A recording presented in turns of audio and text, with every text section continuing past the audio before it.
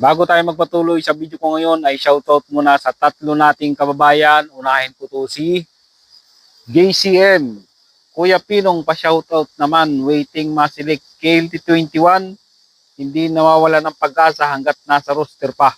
O, ganun talaga mga kabayan. Hanggat may approval, hanggat nasa roster, ay may pag-asang magka-employer. At pangalawa ay si No One. Inspiring po talaga ang story mo Kuya Pinong. Pa-shoutout po sa next video. Salamat kabayan at shoutout sa iyo. At pangatlo ay si Marbs Arcangel.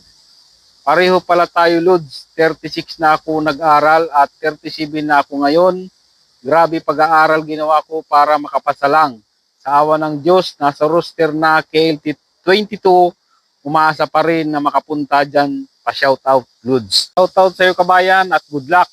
Nandito tayo sa Hyundai Department Store. Department store dito sa South Korea. Try natin kung makabili. Bala kong bumili ng sombrero sa chinilas. Baka makachempo tayo ng sale ngayon. Basta tingin-tingin lang tayo.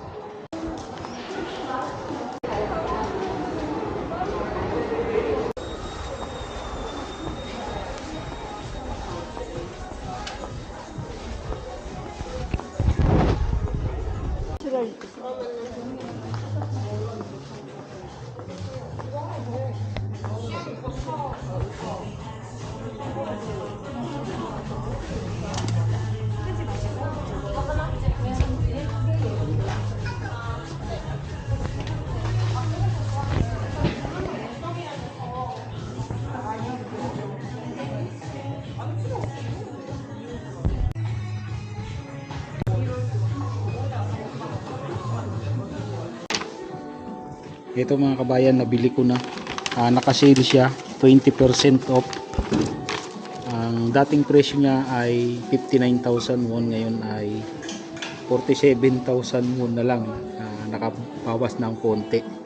Nasa 2,000 pesos din sa pera natin. Ito ay yan, chinelas na Adidas. Malambot to mga kabayan sa paa. Pangalan ng ABC Mart. Yan. At bihira na talaga akong gumamit ng sapatos mga kabayan. Kalimitan ay nagchichinelas na lang ako. Okay. Isa namang pupuntahan ko ay doon naman sa tindahan ng sombrero. Kasi mahilig din ako sa sombrero.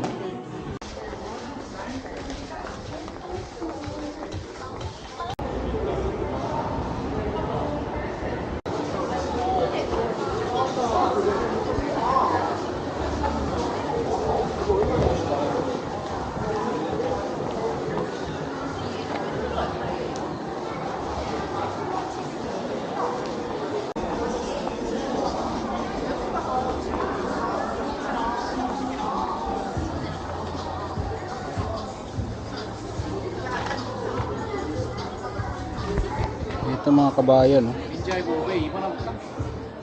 ang presyo niya ay 39,000 won. Parang pwede na to kasi may mga butas-butas siya sa ayan, malamig sa ulo. At yan, may plug pa ng Korea. Original talaga. Ito na yung bibilhin ko.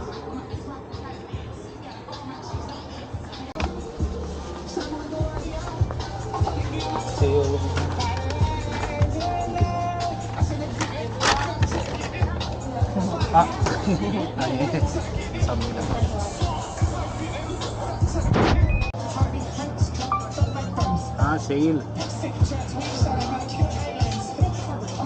감사합니다.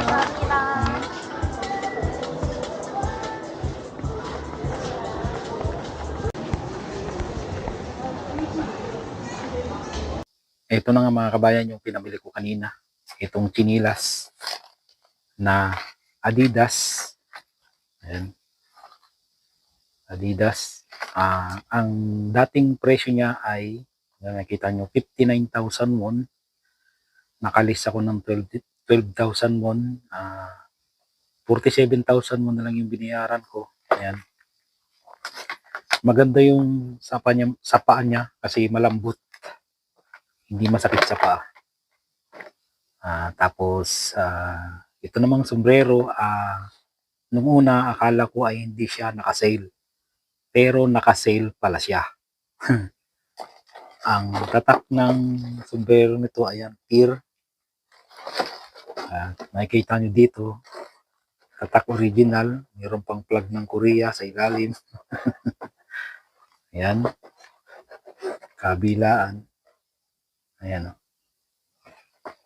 nagustuhan ko to kasi, yan, may mga butas-butas. Malamig sa pakiramdam. At ang presyo niya talaga, nung una talaga akala ko hindi nakasale.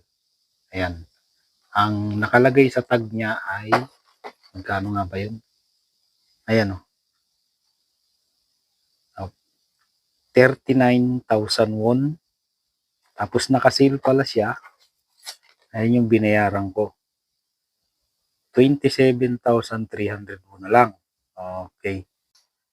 Hindi nyo pa ako nakikitang hindi nakasombrero sa mga vlog ko. Tingnan nyo yung yung video na yan. Yan ang itsura ko kapag walang sombrero. Reward na rin to sa sarili, di ba? Yung mga gustong bilhin, bilhin mo rin. Kasi kaya namang bilhin talaga tong mga to.